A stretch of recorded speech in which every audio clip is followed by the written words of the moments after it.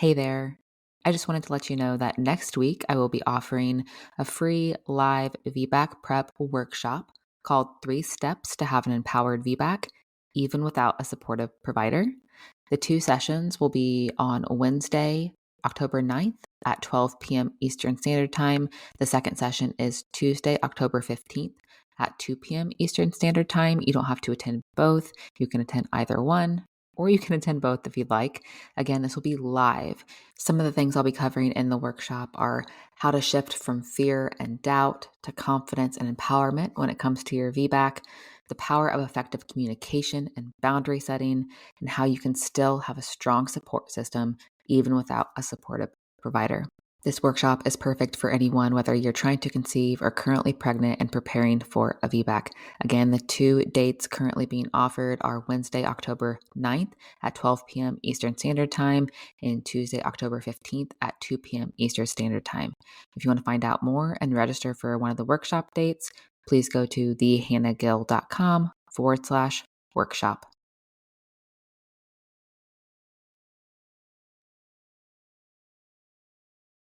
Hey everyone, welcome back to the Ebb and Flow Birth Show. Today's episode is a special one. So I was actually interviewed for the Lead with Empathy podcast with Holly Logan. So Holly is a family nurse practitioner and owner of Holly Logan Health. She is the host of the Lead with Empathy podcast.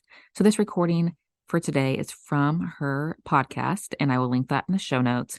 We go into birth choices, birth empowerment, birth autonomy, and how we need to be taking ownership of our decisions throughout pregnancy, birth, postpartum, and motherhood.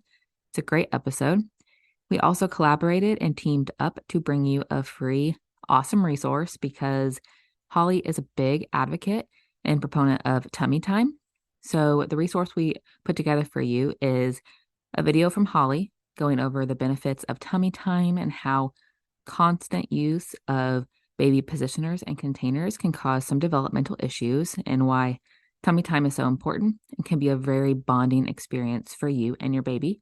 And then we have a tummy time PDF guide, and I put together some tummy time audio meditations to make your tummy time sessions more calm, relaxing, and enjoyable for you and your baby. So let's dive into the episode with Holly Logan from the Lead with Empathy podcast. Welcome to the Lead with Empathy podcast. I am your host, Holly Logan, and here we are going to have meaningful and hopefully some fun conversations about motherhood, parenthood, illness, disease, physical and mental wellness, nutrition, and beyond. And as the title implies, we lead here with empathy. With that said, let's dive into the episode. Today, we welcome Hannah Gill to the podcast, owner of Ebb and Flow Birth Co. Hannah is a doula and birth educator who specializes in VBAC, which is vaginal birth after cesarean support, and cesarean support. She was, a operations supervisor for a biotechnology company with a bachelor's in human biology and disease and master's in forensic biology with a concentration in forensic analysis. Wow. But recently gave her notice so she can focus on her business. That's quite the pivot. She's also a wife and mom of 2 littles in Indiana. If there's one thing you will learn about me, it is that I love talking birth, but also empowerment and independent decision-making for our personal health, but particularly in pregnancy and birth. We go into how Hannah helps women decide what is best for them personally by being informed. I find that a lot of women struggle with that confidence piece, and transitioning into motherhood means making a lot of hard decisions. And I hope you will be inspired listening to Hannah today. We joked after that she truly has a radio voice and you could meditate to it. So I think you'll really enjoy her. Hannah and I have also been working on a free guide from the both of us for expecting your new mothers. So be on the lookout on our social media pages, which I will link in the show notes for those details. But with that said, let's welcome Hannah to Lead with Empathy. Welcome, Hannah, to the podcast. I'm real excited to have you because it's honestly a subject for me that I always love talking about, which is birth. I have an intro already, but will you talk to us about how a biotech company operations manager becomes a business owner as a doula and birth educator, and what's your story there and what brought you to this passion? Yeah, so the majority of my education and career has been in the health sciences, medical field, biosciences, all of that. And I actually got pregnant with my first at the end of grad school during my master's program. And basically after I had kids, everything changed. for what I wanted out of my life. And my first birth was extremely traumatic, which is kind of what escalated me into first becoming a childbirth educator and then a doula after that, after my second birth. So it's really just my birth experiences that kind of changed what I wanted to do, what I was passionate about, and kind of set me on that trajectory into something different besides the hard sciences. So it seems to be the theme in a lot of my podcasts that these things happen to us, and then that's what leads us to a new passion. So it's just really cool that this is what you came to in terms of birth. So when we were chatting before through email, you told me, you said you help women take ownership and responsibility for their decisions throughout pregnancy, birth, and postpartum. Taking ownership and responsibility and decision responsibility. What do you mean by that? And what are your primary means of helping women to do that? yeah, so the main thing that I've seen a lot just since my experience of becoming a birth educator and a doula and just really being more aware of my own health, and not just in pregnancy and birth in general, but it's on us as individuals to take the responsibility to make our own decisions for our health, especially in birth and pregnancy. I feel like so many people just hand over their autonomy and decision-making power because they're worried about, okay, if I make this specific decision and there's a bad outcome, then that blame is on me. But when you think about it, when you become pregnant, you choose to become a mother, you choose to have a pregnancy, like that's a big responsibility. To have children is a huge responsibility. Even if you adopt or any time you have a person that you're caring for, that's a huge responsibility. So every decision you make throughout that process should be your decision. And you should know why you're making that decision, what your motivation is behind it, and not just saying, oh, I'm going to make this decision because my best friend did, or because my doctor is telling me to, or my grandma's telling me to, or whatever. You should really know inside of you why you're making those decisions and the risks and benefits of all the decisions you're making, because no decision in pregnancy and birth or even postpartum is risk-free. There's always going to be risk. From talking with people in my life, friends, family, when I was in practice, whatever it was, I think that's the hard thing that women struggle with, is the idea that there is always going to be risk, right? And so like there's a risk of having a vaginal birth, of course. There's a risk of having a C-section, of course. We can't take away every risk. And I think that's what's really hard, especially I love social media for certain reasons, but I think also it puts ideas into people's heads and just different stories that they hear and putting in their minds that those negative sides of birth of what this could happen to me or this could happen to my child. And unfortunately, we can never say there's no risk, right? But that's really hard for women to accept or understand. And that's what, when I work with my clients, I try to, like in our prenatal appointments, especially, or even just chatting with people on social media, just really getting them to understand that you have the power to make all of these decisions. You just have to choose to make them. And you have to know your motivation behind those decisions, and knowing, not just being like educated on things, but knowing deep inside of you why. So if you're scared to get an epidural, well, why? Like I call it the toddler questions, like reasoning. So ask why. Okay. Then you have an answer. Ask why again, until you get down to the very end, like be all of what your why is, and why you're making those decisions, and just being collaborative with your birth team, especially, and not just letting them make all the decisions for you, but having your wants and needs and desires as part of the conversation. I think a lot of women today struggle with just listening to that mom gut because of everything we see and we hear. I have one client that I worked with that I think at one point I just told her, I'm not here to make that decision for you. I'm just here to talk to you and give you some information, and you have to decide what feels best to you. Yes, there is often a why, like I read this thing, I don't feel comfortable with this, but sometimes I think it comes down to just listening to your gut. I truly believe, from someone who is trained in a lot of these things, at the end of the day, I still believe in the mom gut. Oh, yes. Like follow your intuition 100%. Because the big thing is like we see all these things on social media. No matter what you choose to do, someone's going to judge you for it. Yeah. So just go with your gut and what feels right inside of you. And if you're questioning something, then that's like a sign that, okay, maybe that's not a good decision. I think you should always go with your gut and intuition, like your gut instinct on what feels right for you and your family, because your situation is so unique compared to anyone else. So you can't compare your situation to anyone else. And I think women also struggle if they have like a traditional birthing place, like an OBGYN versus a midwife versus a home birth or anything. They have struggles with communicating that, because then they don't want to come off as like a difficult patient. or they Right. don't want to come off as someone who's like conspiracy based. They're really trying to communicate to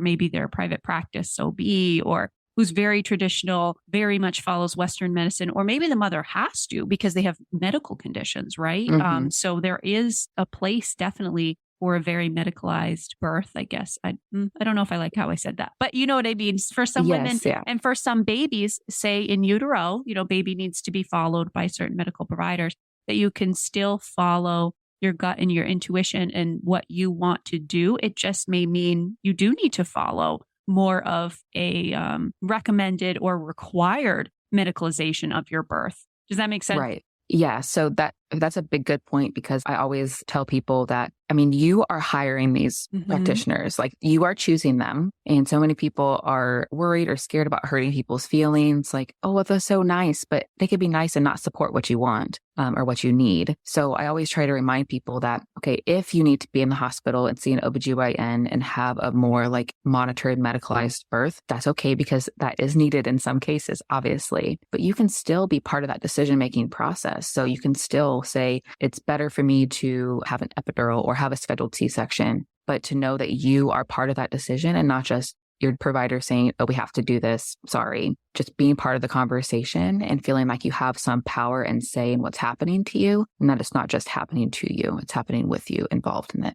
Yeah. And I think that's a huge mindset shift. So when I went to a birth education course to teach childbirth ed. And I need to get my hands on this study because I've referenced it in other times of my life. But the educator said, basically this study said that we had two women, both had C-sections. And they asked one mother, it was a qualitative study. So it was more like they asked the first woman how she felt about her C-section, emergency C-section. And she said she felt, well, I don't think it was an emergency, but it was still C-section. And she said, well, it's not what I wanted. It went against everything in my birth plan. And I just feel traumatized by it. And I didn't feel involved with the decision making. And she just felt very negative about her birth. And then they asked another woman who had a very similar experience. And she said, along the lines of, it's not what I wanted. It wasn't part of my plan. But after speaking with the provider, we knew this was the best decision for myself and my baby. And those could have been the exact same birth experiences, maybe the same reasonings for needing a C-section. But at the end of the day, it was the mother who had a more positive experience, who felt she had some control or say Mhm. in her birth experience. And I think that's huge. It just, Yeah, I completely agree with that, because for my first birth, for example, it was not a planned C-section. I was planning to labor unmedicated and just have a first routine, like vaginal birth. This is what you do, right? And C-section wasn't even on my radar. So I think that's what made it so traumatic for me, was I didn't think it could happen. I wasn't aware that it could happen. I didn't know what I didn't know, which is what a lot of people say. yes. You don't know what you don't know until you know it.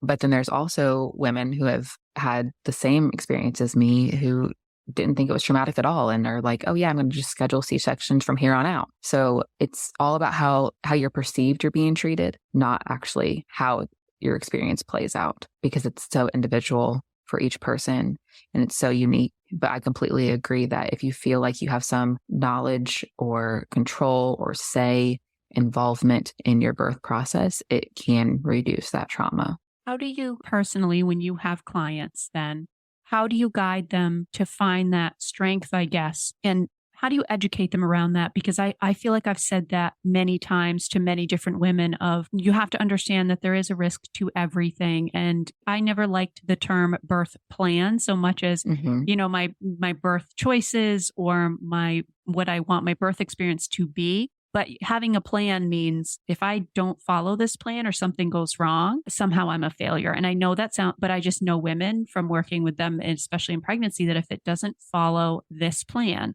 then somehow it's our fault. How do you educate, in what language, I guess, do you typically use if someone's reaching out to you on social media or a client and they're saying, how do you approach that? I never want to give a woman anxiety about pregnancy and birth. But Hmm. unfortunately, we know there are risks, very small. They're not as common as we think. Because remember, for every 100 births, 99 of them are good experiences, but one of them is not. And it's the one bad experience that you remember and the one that gets shared on social media, right? So, Exactly. so how do you help guide them, I guess, with that language to have confidence and also just awareness. Yeah. So specifically about birth plans too, I don't like calling them birth plans, but that's just what they're mostly known by. Right. I'll say like birth preferences, birth goals, but I always have my clients specifically make like a standard one and then a backup one and then one in case of a C-section, because for me, like it was the unknowing and like not being aware that something could happen that made it so hard for me. And people don't know, like most of the time, if you're in a normal OBGYN practice, you're not going to have time to sit there and talk for an hour to your provider about all the risks of something. So I always have people make multiple backup plans or backup goals and preferences, but also discussing all the risks and the benefits. So I'm not trying to like scare them. I want them to know the benefits as well, and that these risks are small, but they can happen, especially surrounding interventions in a hospital. There are risks to all that. So just having them understand the basics, like what their options are to begin with, because a lot of women don't even know what their options are, that there are alternative options. And then having them select like what feels best to them for their birth and what they want to experience, but also knowing that so we don't have control over this. So things could change. So if things change, how are you going to feel you're going to handle that? So say you don't want an epidural, but you end up exhausted and you choose to have an epidural at that point and your body just needs rest. How are you going to mentally prepare ahead of time for that type of circumstance? So it doesn't feel like a shock to your system. Like, oh my gosh, I didn't want an epidural and now I have to have one. I didn't prepare for this type of thing. Yeah. It brought me back when you were talking to, I was with my third pregnancy. I had kind of a preterm labor scare about 32 weeks. And I think it's also very important to have those conversations if you have a partner to what your wishes and why you have certain desires. So it's written out, obviously. But when we were on our way, I said to my husband, and it's very important value to me if we had a preterm delivery or for some reason I was separated, that my baby receive breast milk only. And that's just, I'm not going to go into that. It's not an anti-formula campaign. I have my very specific reasons why, because my second child also had all these issues with his belly. So I was worried about the third and I was very specific about that. And so I told my husband, I know this is awful to think about, but if we need to be separated, you need to go with him and the baby. And that is a value that is extremely important to me. And like, this is something you need to really stick up for this value for me. It still sticks in my mind. And I don't know why. I think it was partially because it was such a hard thing to say to him, because being separated from me, he didn't even want to think about that. But I think I've said to my friends, you need to communicate these ideas with your partner as well, so they understand the why. Because if it's written on paper and a nurse just reads it and they're like, oh, this person's deciding to decline whatever. And that's all they see, right? But if the situation comes up and the mother is separated or is, these things unfortunately happen, then your partner can be the advocate for you and communicate for you. And it's that why, like you said, what you need to keep going back to why you made this decision. And if you can communicate with your partner about that, they can almost advocate for you. And having those conversations ahead of time is so important, more related to birth plans and birth in general, but also postpartum. Because if you try to make decisions when you're in the thick of it, that's not helpful. Nothing's going to get done effectively. So having all these conversations way ahead of time, even like you said, it's awful to think about these possibilities for certain things, but they are possibilities. So we need to be prepared for them. So just having those conversations with your whole birth team, whoever that may be, ahead of time on how to handle each of those situations. And understanding that you're going to have a lot of hard decisions moving forward as a mother for the rest of your life. And so as hard as it is to think about all of these things that could happen, the idea is don't let it give you anxiety. The idea is to let it empower you and give you ideas and start making those hard decisions, because you are going to have hard decisions the rest of you being a mother. I had someone ask me a while back. I did choose to have unmedicated births, and I wasn't against should those situations arise, but I really wanted to have unmedicated birth experience. And I had someone ask me, how did you go about that? If that's my goal, what was your mindset? And my mindset was pretty much like, I know this is going to be probably one of the hardest things that I ever do in my life, but I know things are going to be hard as a mother too. And I almost wanted to like prove it to myself that I could do it. And because I knew I was going to have hard decisions moving forward as a mother. And that was my mindset, that I know women have been doing this for a really long time, that I could do it too. And then I just kind of had to accept that this was going to be difficult. Does that make sense? Yes. Yeah. Yeah. I mean, it's part of birth. I mean, birth isn't easy. Birth isn't like Yes. glamorous. It's No. hard and it's raw and it's messy and it's beautiful. It's everything you could possibly imagine in one rolled up package. And with And postpartum as well. That's, yeah. mhm, Postpartum is yep. beautiful and lovely and hard and same. Yeah. Yes. So yeah, I completely agree that just knowing your why and like your motivation behind it, and everyone's gonna have a different reason for why they choose to birth medicated or unmedicated or vaginal or Mhm. C-section. Everyone's reasoning is gonna be so different. We're all so unique on what we want out of our birth experiences. So Yeah. How do you feel about unmedicated versus medicated births? Because so in my third pregnancy and labor, I had an anesthesiologist come into the room and I was fine with it. I had to be induced, unfortunately. And she came in and she said, and my nurse had known I wanted unmedicated birth otherwise. And the lady was nice. And I said, sure, you can come in and talk to me about this. I've got time on my hands. And she said, well, I just want to talk to you about having an epidural because you don't get a medal for having an unmedicated birth. And I just chuckled in my head because this was my third. So being in that field, I knew what they were going to say. And I just laughed it off. But later I was just pondering it a little bit more like, wow, I can't believe she just said that to me. That no, I don't get a medal for having an unmedicated birth, but I also felt like it was so empowering and so strong. And you can have an empowering birth having an epidural as well. Again, I'm not saying mhm, it's just unmedicated, but this is what I wanted and what I desired. And so for someone to say that to me, it was a little shocking. But how do you feel about if a woman is coming to you and talking to you about, well, I can't decide if I want an epidural or mhm. not? What are you approaching any of that talk? Yeah, so because I've had both experiences. My first, I had an epidural. I didn't plan to get one, but I ended up getting one. And my second, I went unmedicated. So I always tell people that if, depending on your circumstances, an epidural is a great tool to use. I don't always recommend it as like right out the gate. Just get it right away, just because we do know that there are side effects. It can stall labor. It could make labor go faster. It could affect your pushing. Like there are a lot of risks and benefits, obviously, to epidurals. So when someone's coming to me saying, if they say 100%, like, I want to have an epidural, like, that's what I want. Okay, great. How can I best support you in that process? Because it's not my birth, it's yours. So I'm going to support my clients in whatever they choose. But I want them to know, again, why they're choosing that. Okay, why do you want an epidural? Well, I'm afraid it's going to hurt. Well, yeah, birth has pressures and sensations. And are you open to finding other pain coping mechanisms? Because there is a small chance that your epidural may not work. That is a possibility. And a lot of women go in thinking that they're going to have an epidural and everything is going to be fine when it could either not work, it could not work correctly. There may not be time to get you an epidural, depending on how fast your labor goes, or if an anesthesiologist is available. So again, just knowing all of the options. And if for some reason your epidural is not available, how are you going to cope through the pain? How are you going to get through this and not have a traumatic experience because you were expecting to have an epidural? So I never push my clients either way. I just want them to know all the possibilities. It's something, again, we need to think about. I think it's something we don't think about how we would handle the pain. And some people do take birth education classes or courses, but I'm not sure in a lot of traditional, I've actually sat through several of those. It's more the medicalized side.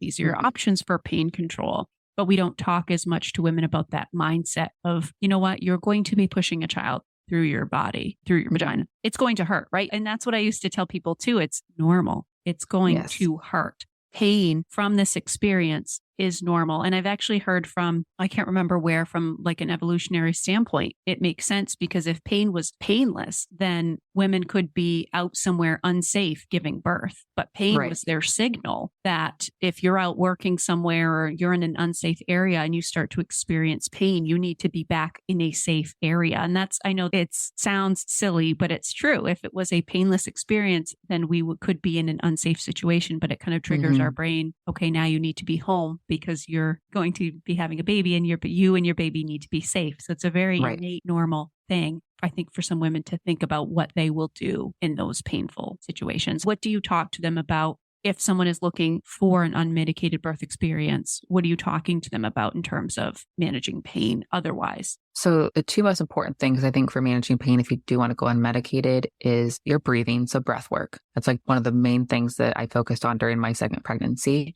And then like the relaxation and not tension of your body. So I ended up taking a hypnobirthing class, which I always recommend to my clients if they want to go unmedicated. And that doesn't mean like everyone's going to have the same success with a hypnobirthing class, but you can at least learn how to control your breathing and learn how to relax your body when it is tense. So those are like the two main things, because a lot of people come to me and say, well, I have a really low pain tolerance. It's not about your pain tolerance.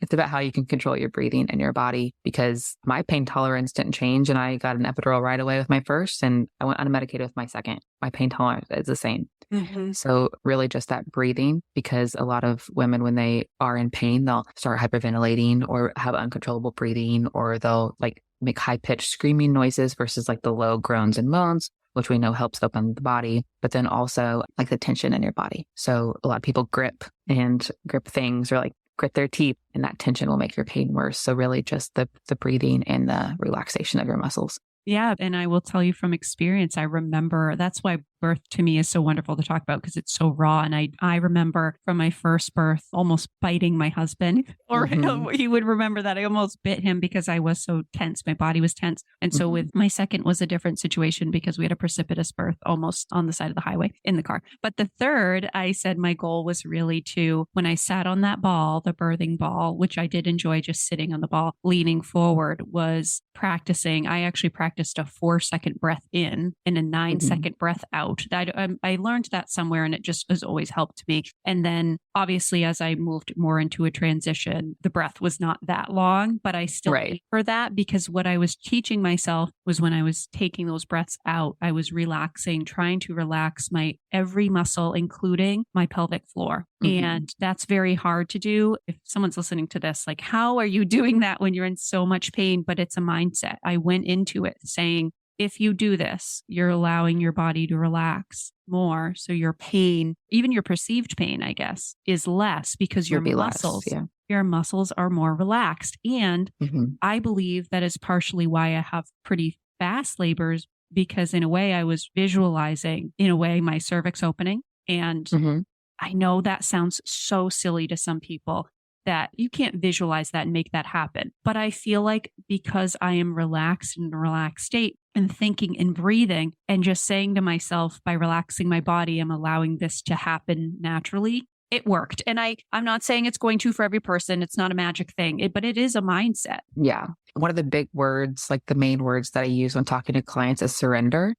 You need to surrender to the process, work with it, don't work against it. Like, yes, it's hard. It's hard work. It's painful, but it's temporary. And you need to surrender to it and just let your body do what it needs to do and just have it go from there.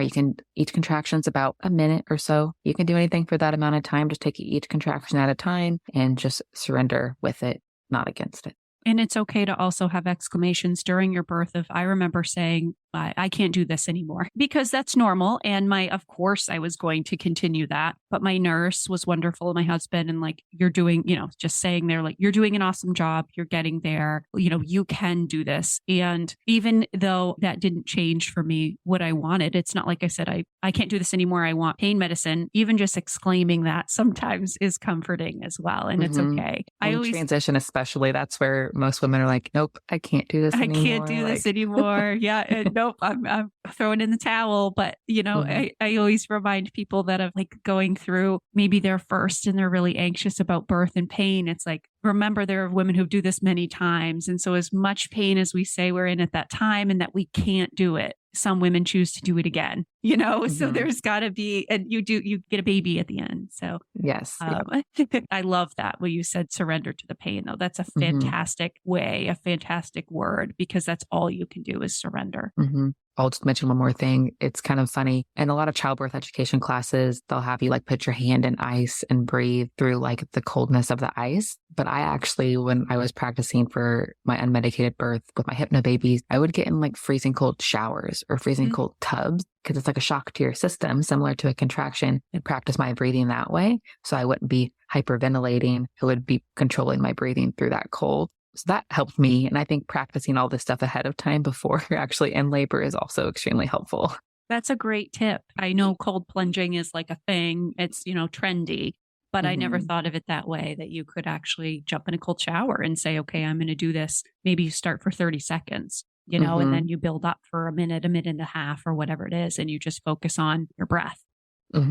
The first experience, we actually were on vacation in Florida. When I was pregnant, we were in the ocean and the ocean was freezing. It was like February. And that's when I thought like, okay, this is an opportunity for me to practice my breathing. That's great. And I do want to transition a little bit though and pivot and talk about one thing that you specifically, I think, are passionate about, which is VBAC birth, which for anyone who doesn't know is a vaginal birth after cesarean. So I have a few women in my life that I know have had successful VBACs, and I think it's incredible to hear their stories. But what is the current evidence and support around VBAC birth, and specifically how do you support women in wanting this experience? Because I guess I hear varying things, and I always have from different providers on their comfort with VBACs. So overall, the general recommendation from ACOG, if ACOG is someone you listen to on what you want to do for your medical care, they recommend that VBAC is a safe option for the majority of women, but they recommend it to be done obviously in a hospital, and it depends on the hospital. There's been some back and forth on ACOG's definition of having an anesthesiologist readily available in the case of an emergency. But overall, ACOG does recommend VBAC as a safe option for most people. And the issue comes with each individual state and each individual hospital's regulations around VBAC. There are still hospitals that have VBAC bans. I'm in Indiana and it's illegal to VBAC at a birth center. So you either have to be at the hospital or at home. So it's all dependent on each individual state, each individual hospital, and each individual provider on what they're going to support. Oh, that's good to know, because I knew that slightly about certain medical centers here in my state won't allow VBAC births, but I think it's because there are rural areas that don't have, say, access to an anesthesiologist on site versus the larger medical centers, which do. So I knew that certain medical centers will say no to a VBAC. But mainly your support for a woman is what? Giving her this education. And then also, are you mentally preparing them much like you mentally prepared yourself? Because in knowing, you must have had in your head, this is what I want. I want to experience a vaginal birth after cesarean. However, I also know there is a risk that I may need another cesarean. So I really, for VBAC clients, I want them to know, again, their motivation for why they want to VBAC. But I also want them to know that because of the circumstances, there's going to be pushback likely on what they want out of their birth, depending on who their provider is and where they're giving birth and what their pregnancy circumstances are. So just knowing that there's going to be some pushback and how to handle that pushback and really continue to advocate for what they want and why they want it. And it obviously depends on how many C-sections they've had before, on how much pushback they're going to get. But a big one for VBAC especially is a lot of women with their C-sections are told that, oh, your pelvis was too small or your baby was too big. That's why you couldn't have a vaginal birth. So then in their second pregnancies, especially if they're with the same provider, they're going to get that same, well, your baby's going to be too big. Your pelvis is too small. We should just schedule a repeat C-section. So just educating them on how true those things actually are and that it's still their choice. And if they're wanting to find a new provider, they can switch as late as they want, or they can just show up in labor and have their vaginal birth. But really just giving them the education on, you're going to get pushback, but here's how we can handle that. Here's how we can advocate for what you're wanting. And I think I've also said this to people that understand that even if you have to be at a specific place for a medicalized birth, that you can still, I was at the top, birthing center probably in my state.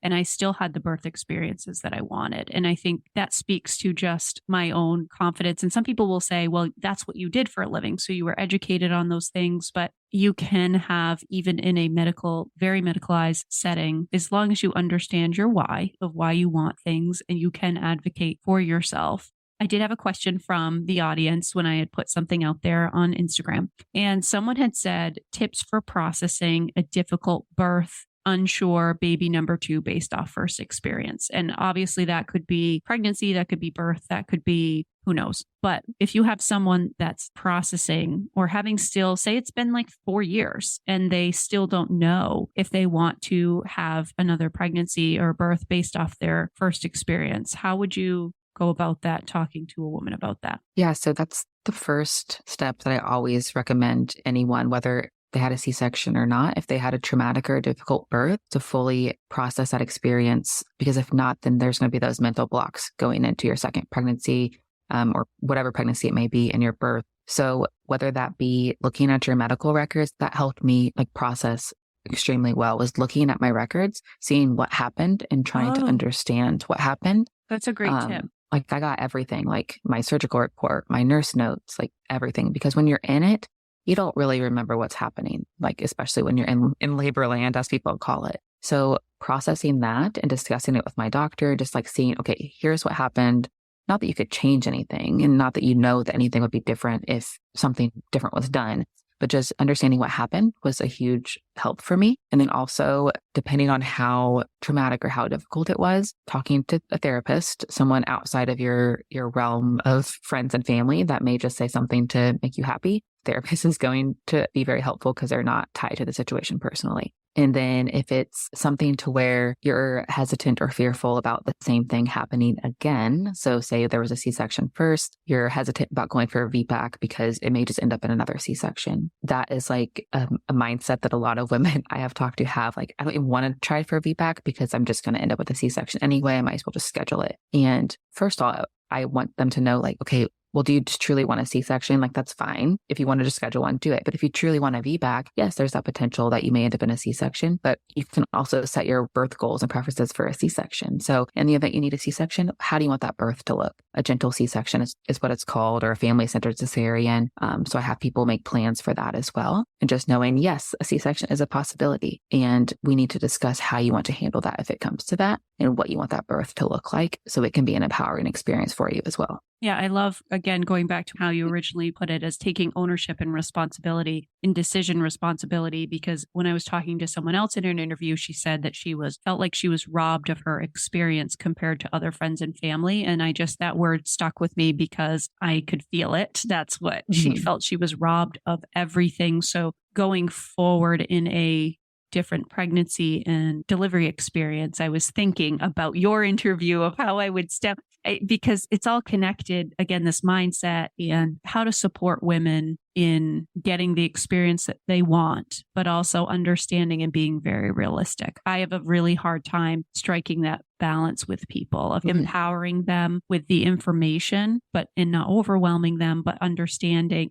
Does that make sense? It's a very fine balance of being empowered and not feeling overwhelmed with the information out there about things that could go wrong, but being involved in your decision making and how that can give you an empowered experience, regardless of it's an emergency C-section, or a repeat cesarean versus a vaginal birth, being induced, needing an epidural, whatever it is. There are so many factors that we just don't have a control over. And that's not to say that to give a woman anxiety. It's truly just understanding the possibilities are there, but you do have decision-making power. No one's going to know all the information and all the possibilities and all the things that are going to happen. So even if someone feels too much anxiety trying to gather all the information, even something as simple as they're presented with something in birth and their nurse or their provider or whoever just consults them about what's happening. So they know what's happening to their body and to their baby and to the situation. So even if they're not aware of all their options, at least they're listened to and what they want and they're consulted in like the decision. So instead of saying, oh, well, we have to induce you,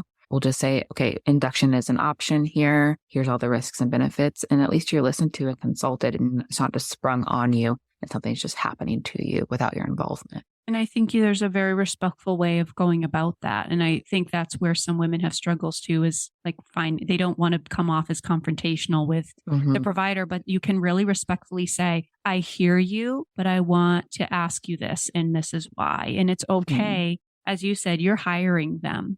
You have to tap into that mom gut, and there's no time like the present to tap into that gut now, because in pregnancy, it's go time. You're making decisions just like you're going to have to make hard decisions when that baby is born. Does that make sense?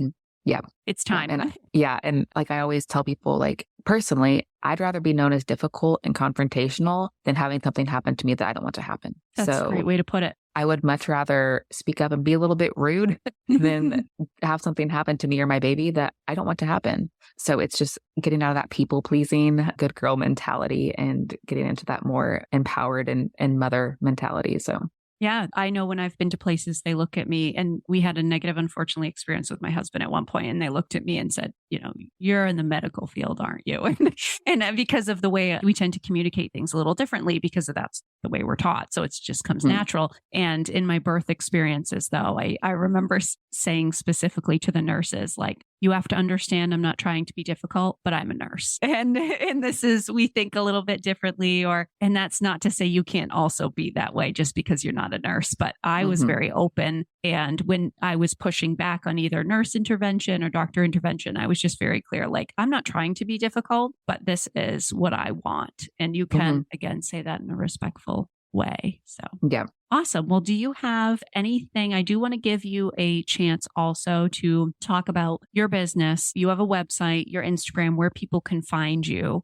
I want to give you an opportunity to give that information to people should they want to chat with you or follow up with you. Yeah. So my website is ebbandflowbirthco.com. And then my Instagram is at ebbandflowbirthco. I also have a podcast, the Ebb and Flow Birth Show with Hannah Gill. So yeah, that's where you can find me. And I take clients virtually. I take clients in person. I'm in Indiana. So there's a lot of different ways to connect with me and work with me. Awesome. Well, thank you so much. I love chatting birth, and I love chatting birth with you. You're so eloquent and calm. I can just feel like the energy of this is what you're meant to do. This is what you've been pulled to do. Oh, yes. It's a passion for sure. Yeah. All right. Well, thank you. Yeah. Thank you, Holly. Thank you for listening in today, and I hope you'll be back. Stay curious, stay humble, and always lead with empathy. Please also take a moment to share this episode with someone, this podcast. Write a review or comment on my latest Instagram post at Holly Logan _Health. Thank you. Have an awesome day.